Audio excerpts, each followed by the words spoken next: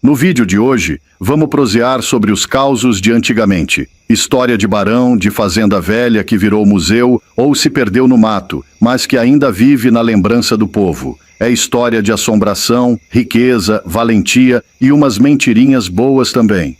Então, ajeita o chapéu, pega o café e bora ouvir que o trem é bom. Meu vô dizia que tinha um homem, lá pras bandas de Barra do Piraí, que era mais temido que assombração em noite de sexta-feira 13. Chamava-se Antônio Gonçalves de Moraes, filho do barão de Piraí com a dona Cecília. Nome de princesa, mas com mão de ferro. Esse tal de Antônio foi crescendo e virando dono de um mundaréu de terra. Tinha a Fazenda São João da Prosperidade, a São Félix, a Fazenda Velha, o Sítio do Viana e até uma casa chique lá no Rio de Janeiro, na rua Conde Deu, onde só andava gente de bengala e bigode encerado. Pois esse homem, quando não estava cultivando café, e bota café nisso, que o bicho plantava era para levantar defunto de tão forte, estava construindo coisas.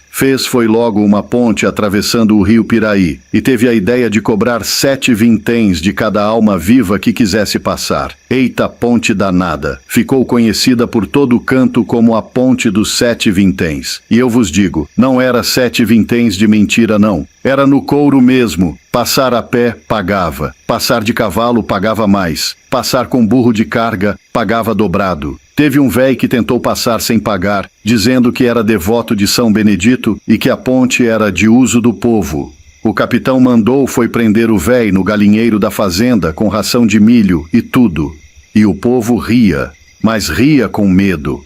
Agora escute bem, é aqui que o caos engrossa o caldo. Dizia-se que esse capitão, por causa de um feitor malvado que batia mais que tambor de macumba nos escravos, ficou numa encrenca daquelas. Os escravos, cansados de tanta crueldade, se ajuntaram e deram cabo do tal feitor. 20 deles. Diz que foi vingança da boa, sem dó nem missa de 7º dia. O problema é que a coisa podia feder pro lado do capitão, porque naquela época, se descobrissem que os escravos tinham matado um branco, era enforcamento na certa, sem nem contar até 3. O capitão então teve uma ideia de jirico com cabeça de rei. Mandou jogar o corpo do feitor num açude da fazenda, amarrado com pedra no pescoço. Eita ideia ruim! Só que, como toda fofoca boa, essa também correu mais ligeiro que carta diamante. A polícia foi avisada e subiu o lombo da serra até a fazenda do Salto Pequeno, lá pros lados de Passa Três. Mas quando chegaram, olha o truque. O corpo do feitor já tinha sido desenterrado do açude e enterrado de novo, numa baía de cal virgem,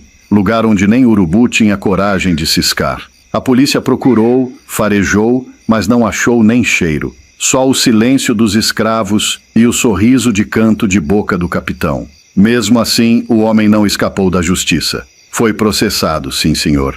Mas cadeia que é bom, nadinha. Diz que o juiz de Valença fechou o processo por 60 conto de réis. 60 conto. Dinheiro que dava para comprar uma vila, 2 igrejas e ainda sobrava para umas pinga boa. Foi aí que colaram no capitão o apelido que ficou para a eternidade: Mata-Gente. E não era só por causa do feitor, não. O povo contava que ele mandava pagar os caixeiros viajantes, que vinham vender faca, pano, sal, prego, essas coisas. E depois mandava emboscar os cabras na estrada para tirar o troco da cinta. Quem reclamasse, sumia. E quem sumia, diziam, aparecia boiando no açude. Ou nem aparecia. O mais medonho era o alçapão.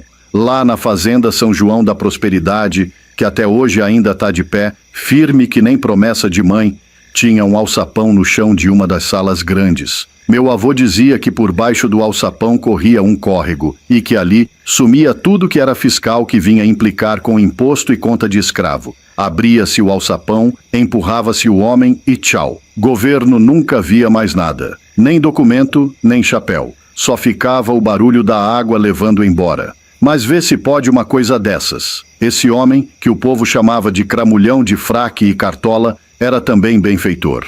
Doou terra, construiu Santa Casa, levantou igreja, bancou hotel, fez estrada. Dizem que até ajudou com a embarcação para o povo atravessar o rio. E ajudava mesmo, viu? Desde que fosse ele mandando. A morte dele, lá por 1876, foi anunciada com 3 badaladas de sino, mas o povo dizia que era o inferno abrindo a porta. No inventário dele, anotaram mais de 1 milhão de contos de réis. 1 milhão.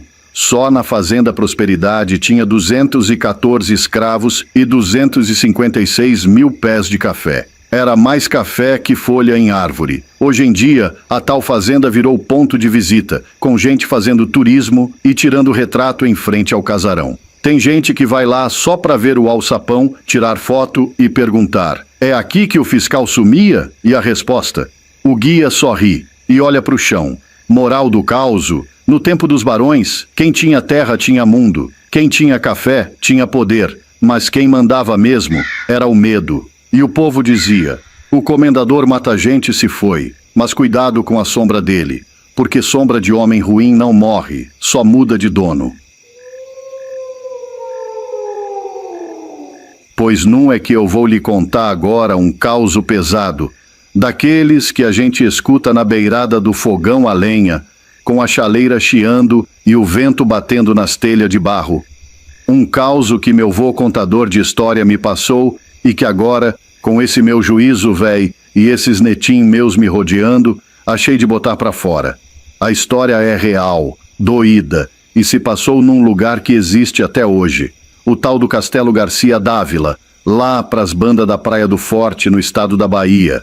Esse causo quem me contou foi meu avô Clementino, homem de mão calejada e olho sabedor de tudo, que nasceu em 1902 e morreu com mais de 100 nas costas. E ele dizia sempre: menino, escuta o que teu véio vai dizer. Tem coisa nesse mundo que nem o cão teve coragem de inventar. Foi gente mesmo que pensou. E foi nesse clima que uma noite dessas, sem energia e só na luz do candeeiro, vô Clementino sentou com a gente ao redor e começou a botar para fora um relato que ele escutou do pai dele e esse do avô e assim por diante. Segundo vô Clementino, naquelas terras grandes e mofadas pelo tempo, morava um homem chamado Garcia Dávila Pereira de Aragão, o bicho mais frio que já pisou em solo baiano. Diz que ele era dono de um castelo, sim senhor, um castelo mesmo, de pedra e tudo, coisa rara por essas bandas. E foi lá, naquele casarão cercado de mata e espinho, que ele botou para funcionar o inferno em terra firme. O povo lá chamava ele só de o comandante da torre. Ele era um cabra alto, de barba fina e voz de trovão, mas era no silêncio que ele metia mais medo. Diziam que quando ele passava nos corredores da casa da torre, os escravizados se escondiam até dentro dos fornos apagados. E tinha motivo. Agora eu vou contar a parte mais triste, mas mais importante, para tu aprender. Num dia de sol rachando, lá pras bandas de uma sexta-feira da paixão, dia sagrado que o povo usava para penitência e reza, esse tal de Garcia acordou com vontade de maldade. Segundo os velhos, era nesse dia que ele gostava de judiar mais. Disse ele: hoje eu quero ver sangue, sangue quente. Foi quando chamou um menino escravizado, que nem nome ele deixava o povo ter. O menino era pequeno, uns 4 anos, olhão grande, mais medo ainda. Diz que ele tinha sido pego chorando porque sentia fome, e só por isso o comandante mandou trazer o menino para a sala do suplício. E aí, meu filho, aconteceu o impensável. Diz que ele mandou amarrar o menino num tronco e ali, rindo, acendeu uma vela de sebo. E enquanto o menino gritava de medo, ele ia pingando cera quente nas costas e nas pernas da criança. O povo, acorrentado, era obrigado a assistir. Quem chorasse, levava pancada. Quem desviasse o olho, era amarrado também. Um cenário de horror. Tinha um velho chamado Zé Candinho, escravizado de idade, que assistiu tudo. Quando foi libertado já velho, vagava pelos arraiais contando essa história, com a voz embargada e a alma doída. Foi ele quem passou para bisavô de vô Clementino, que jurava que era tudo verdade. Garcia Dávila não parava por aí. Diziam que ele gostava de deixar os feridos jogados na terra nua, sem comida, enquanto botava cachorro para lamber o sangue seco. Tinha uma moça chamada Anacleta, que era cozinheira da casa. E ela, coitada, uma vez tentou esconder um pedaço de carne para um rapaz acamado. Quando descobriram, ela foi presa num tambor de ferro quente até desmaiar. O povo daquela época dizia que o castelo era amaldiçoado, que de noite se ouvia o choro dos escravizados vindo das paredes. Tinha uns que juravam ver a figura de Garcia andando com um chicote na mão, mesmo depois da morte. Esse homem não há de ter paz nunca, dizia meu vô. Nem na morte. E é por isso que, até hoje, quando eu passo por aqueles lados da Praia do Forte, me dá uma gastura no peito. É como se a terra ainda tivesse doente, ainda sangrando da maldade que plantaram ali. Meus netos ficam assustados, mas eu conto mesmo. Para saber de onde a gente veio, tem que ouvir essas histórias, porque a gente só vai para frente quando tem coragem de olhar para trás. Então, menino, se um dia tu for passar ali perto do Castelo Garcia Dávila, tira o chapéu. Mas não em reverência ao homem, não. É em respeito aos que sofreram ali, aos que foram açoitados, aos que viraram nome esquecido nas pedras daquela casa maldita. E nunca se esqueça, nem toda pedra que brilha foi polida por coisa boa. Agora vai, corre buscar a lenha que já já a noite cai. E se ouvir barulho de corrente vindo do mato, faz de conta que foi o vento. Ou reza baixinho.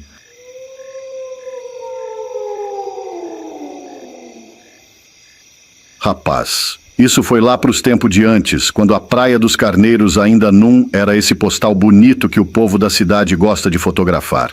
Naquele tempo, mar era mais recuado, e onde hoje tem só areia e brisa, antes tinha casa, roça, terreiro e até cemitério. Pois é. E bem no meio disso tudo se erguia uma capelinha branca, de frente para o mar, feita por um tal de Visconde do Rio Formoso, um homem rico, mandão e cheio de pose. O nome dele mesmo era Francisco de Caldas Lins. Mas quem dava brilho naquela terra não era ele não. Era a mulher dele, uma moça forte e doce, de nome bonito, Teodelina da Silveira Lins. Diziam que ela era filha do Visconde de Utinga e que veio lá das bandas de escada, cidadezinha de beira de serra. Pois bem, ouça que a história começa mesmo com um moço chamado Seu Zósimo, bisavô do meu pai. Ele era um negro liberto, morava num casebre de barro perto da lagoa. Era um danado para plantar inhame e sabia entortar cipó para fazer cesta. Foi ele quem me contou que viu com os próprios olhos quando os primeiros alicerces da capela foram erguidos. Disse que a terra até chorou nesse dia, pois antes dela ser igreja, era terreiro de reza de preto velho, de povo que falava com os encantados. Mas o Visconde, todo metido a nobre, mandou derrubar tudo. Disse que ali era lugar de São Benedito, santo que ele dizia proteger os negros, mas que ele mesmo não respeitava nem os vivos. São Benedito era bom, mas o Visconde era ruim que só a peste, dizia Seu Zósimo, com os olhos murchando na lembrança. O Visconde construiu a capela para mostrar poder, mas no fundo era para espantar os medos. Tinha medo das águas, dos mortos e das histórias que os antigos contavam debaixo das estrelas.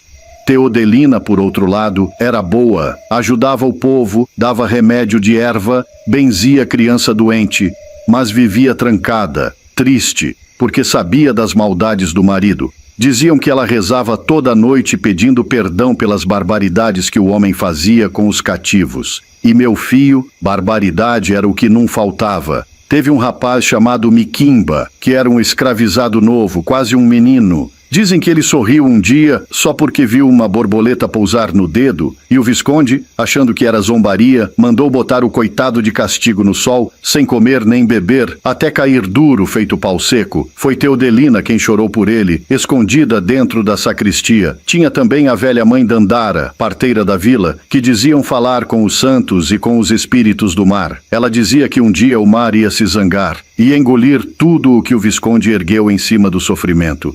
E não é que foi mesmo?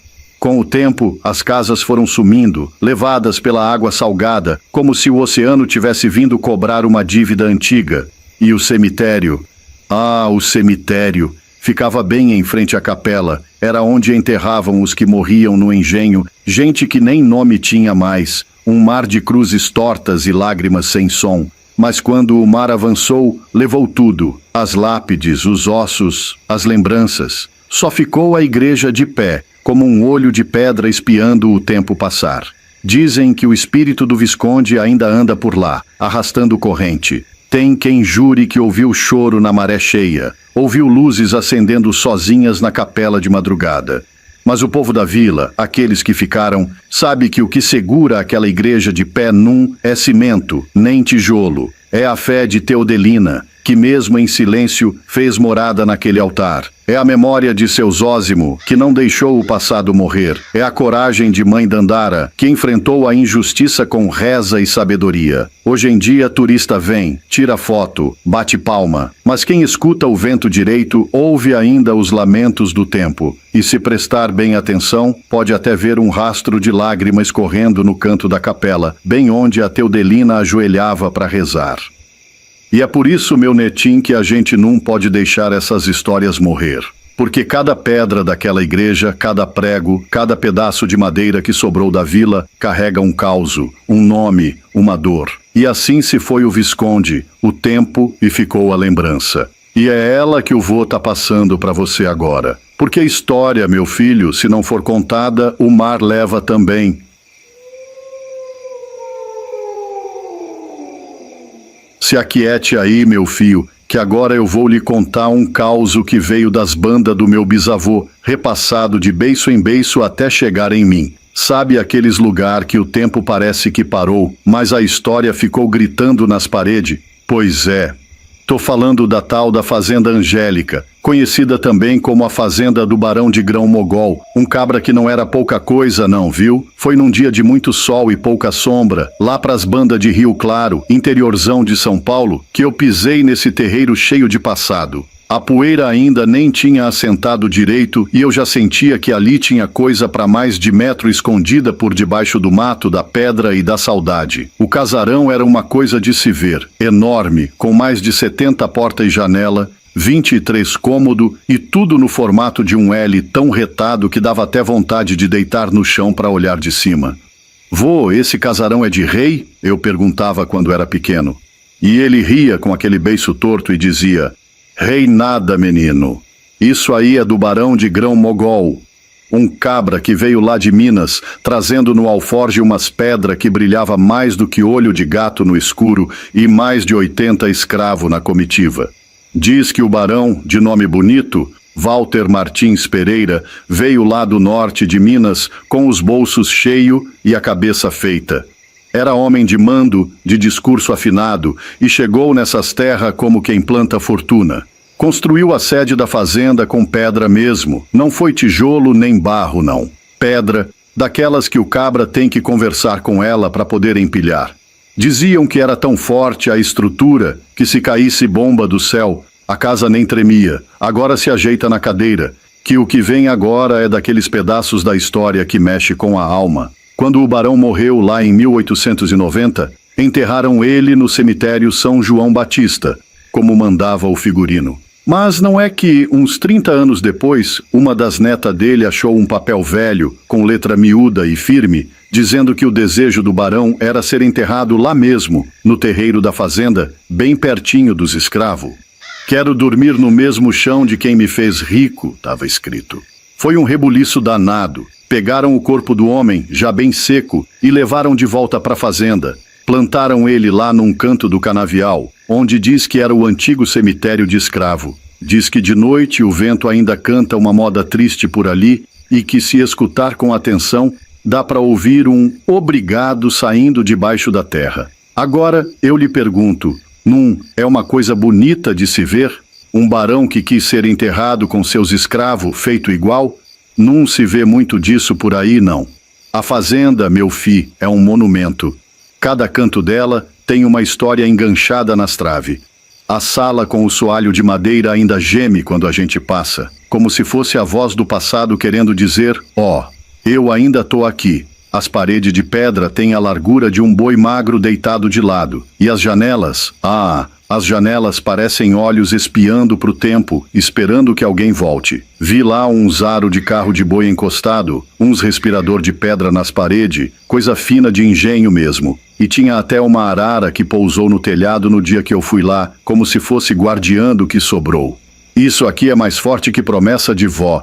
Eu disse pro meu neto que só mexia no celular, mas levantou a vista quando eu falei que ali era chão de sangue, suor e memória. Diz que foi ali que nasceu a cidade de Rio Claro, no terreiro daquela mesma fazenda, no barro daquela mesma fundação. O tal do senador Vergueiro foi quem fundou, mas foi o barão que botou a alma no lugar. E eu digo, com o coração apertado de emoção e a voz embargada de história, se tiver uma casa nesse mundo que ainda carrega o peso do que fomos, é essa. Porque mais que pedra, madeira e telha, ela carrega alma. Alma de quem viveu, de quem sofreu, de quem construiu tudo aquilo com a mão calejada e o peito aberto. Então, meu filho, da próxima vez que tu vir um casarão velho no meio do mato, não diga que é só ruína, não. Pode ser que tenha um barão debaixo da terra e uma história no ar, esperando tu parar para escutar.